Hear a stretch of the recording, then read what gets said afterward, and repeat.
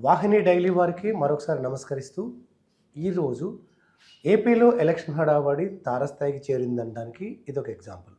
మనకు తెలిసిన విషయం, పవన్ కళ్యాణ్ గారు అంటే ఒక పవర్ స్టార్. ఆయనకున్న ఫ్యాన్స్ చాలా ఎక్కువ, కోట్లలో ఉన్నారు. కానీ రాజకీయాల్లోకి వచ్చి ఆయన 10 సంవత్సరాలు అయిపోతుంది.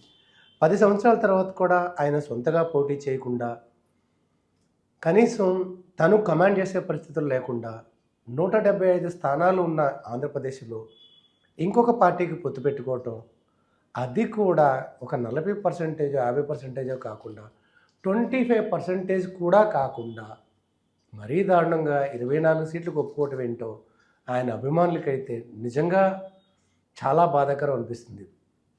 బాధ ఏంటి, కొంతమంది అయితే బహిర్గతంగానే చెప్తున్నారు, మా నాయకుడి స్థాయి వేరు కదా, మీ పార్టీలో గెలిచిన సీట్లు ఎన్ని, పోయినసారి గెలిచింది టీడీపీ గెలిచింది 23 సీట్లు అంటే వాళ్ళకి ఆ లెక్కన 23 ఇవ్వాలి.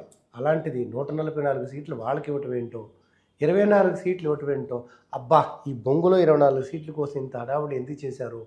అసలు వీటన్నిటితో పని లేకుండా డైరెక్ట్గా ఎవరితో పొత్తు పెట్టుకోకుండా గెలుచుకుంటే బాగుండేదేమో. ఒకవేళ పొత్తు పెట్టుకోవటం అనివార్యమైనప్పుడు జగన్ మాయ నుంచి ప్రజల్ని తప్పించాలి. ఒక్కసారి అనుకుంటూ వచ్చినప్పుడు ముంచేస్తున్నాడు రా బాబు, ఇతని నుంచి జనాల్ని తప్పించాలి అని అనుకున్నప్పుడు కమాండ్ చేసే పరిస్థితిలో ఉండాలి కదా. ఒకవేళ నిజంగా 24 గెలిచినా ముఖ్యమంత్రి అయ్యే పరిస్థితి లేదు. అలాగే సెంట్రల్ గవర్నమెంట్కి వీళ్ళు అక్కడేమన్నా కీ రోల్ ప్లే చేస్తారంటే అది కూడా లేదు కదా. ఏంటి ఇంత అభిమానించే మాకు మా నాయకుడికి ఇలా ఆప్ చేయటం ఏంటి?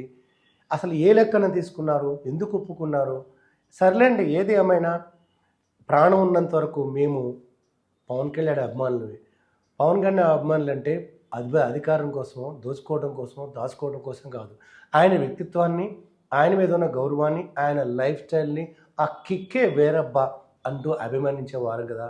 అలాంటప్పుడు ఆయన నిర్ణయాలు ఏదైనా దాన్ని మేము భుజాన మీద వేసుకొని ప్రతి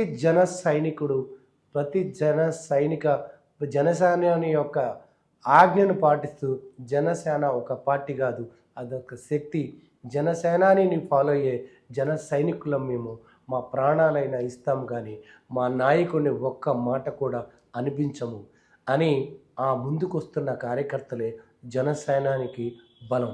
ఎవరో ఒకడు బొంగులో 24 సీట్లు అంటే ఏమో రేపొద్దున ఈ బొంగే నీ బుర్ర పగలగొడుతుందేమో, జాగ్రత్తగా ఉండండి అంటూ కామెంట్ చేస్తున్నారు. మరి ఈ జన సైనికుల యొక్క గర్వం నిలబడుతుందా? ఎలక్షన్ తర్వాత ఏం జరుగుతుంది అంటే మనం జూన్ 3 వరకు ఎదురు చూడాల్సిందే.